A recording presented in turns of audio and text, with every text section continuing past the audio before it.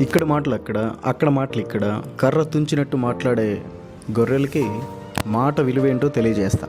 ఒంటరిగా ఉన్నప్పుడు ఆలోచనల్ని, నలుగురిలో ఉన్నప్పుడు నాలుకను అదుపులో ఉంచుకోగలిగితే మన జీవితం అదుపు తప్పకుండా ఉంటుంది. నాలుకను అదుపు చేసుకోగల విద్య తెలిస్తే అనేక విద్యలు అవలీలగా వంటబడతాయి. నోటిని అదుపులో పెట్టుకుని అందరితో మర్యాదగా మాట్లాడుతూ పద్ధతిగా నడుచుకుంటూ ఉంటే ఎక్కడైనా ఎప్పుడైనా మంచే జరుగుతుంది. చెట్టు సారం పండులో వ్యక్తమైనట్లుగా మనిషి సారం అతడి మాటలో తొంగి చూస్తూ ఉంటుంది. మంగళకరమైన మాట తీరు మనిషి సంస్కారానికి గీటురాయి. మనిషికి నిజమైన అలంకారం అతడి మాట తీరే. వాగ్భూషణం ఒక్కటే మనిషికి సుభూషణం అన్నాడు భర్తృహరి.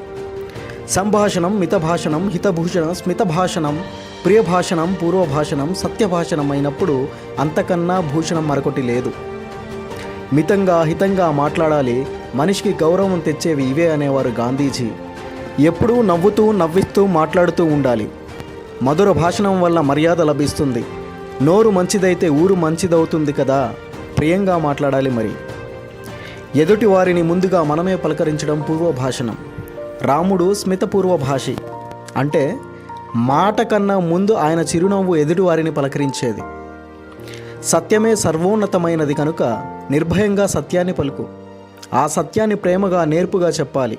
మర్యాదగా హుందాగా మాట్లాడాలి. ఆలోచించకుండా మాట్లాడడం గురి చూడకుండా బాణం వేయడం లాంటిది. మాట్లాడిన తరువాత ఆలోచించాల్సిన అవసరం రాకూడదు. కాబట్టి ఆలోచించి ఆచితూచి మాట్లాడాలి.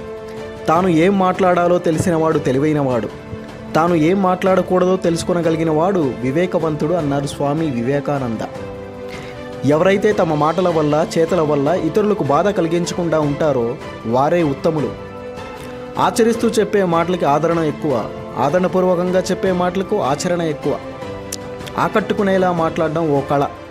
అయితే ఆ మాటలను ఎప్పుడు మొదలు పెట్టాలో ఎప్పుడు ఆపాలో తెలియడం మరీ గొప్ప కళ. మాటలే మంత్రాలు, చెట్లే ఔషధాలు. మాటలు చాలా పదునైనవి కనుక జాగ్రత్తగా వాడాలి. బలమైనవి కనుక సున్నితంగా వాడాలి. ఖరీదైనవి కనుక పొదుపుగా వాడాలి. మాట్లాడడం అందరూ చేస్తారు.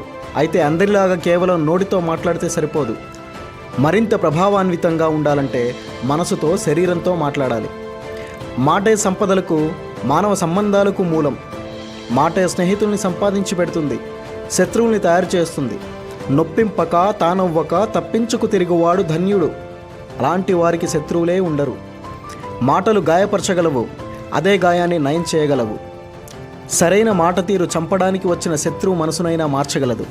మాటల మధ్యలో సందర్భానుసారంగా సామెతలు, లోకోక్తులు వాడితే పాయసంలో జీడిపప్పులా మరింత మధురంగా వినసొంపుగా అనిపిస్తుంది. సంభాషణ సరస చతురత కలిగి ఉండాలి. తిడుతూనే నవ్వించే హాస్య కుశలత కలిగి ఉండాలి.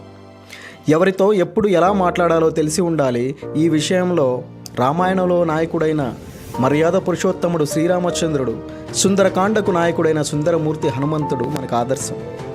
మనిషికి భావ వ్యక్తీకరణ గొప్ప ఆస్తి. ఏం చెప్పారనే దానికన్నా ఎలా చెప్పారనే దాన్ని బట్టి భావ ప్రసరణ మరింత ఆకర్షణీయంగా ఉంటుంది. భావ వ్యక్తీకరణ ఎంత గొప్పగా ఉంటే ఫలితం అంత మహత్తరంగా ఉంటుంది. కాబట్టి మాటే మంత్రము.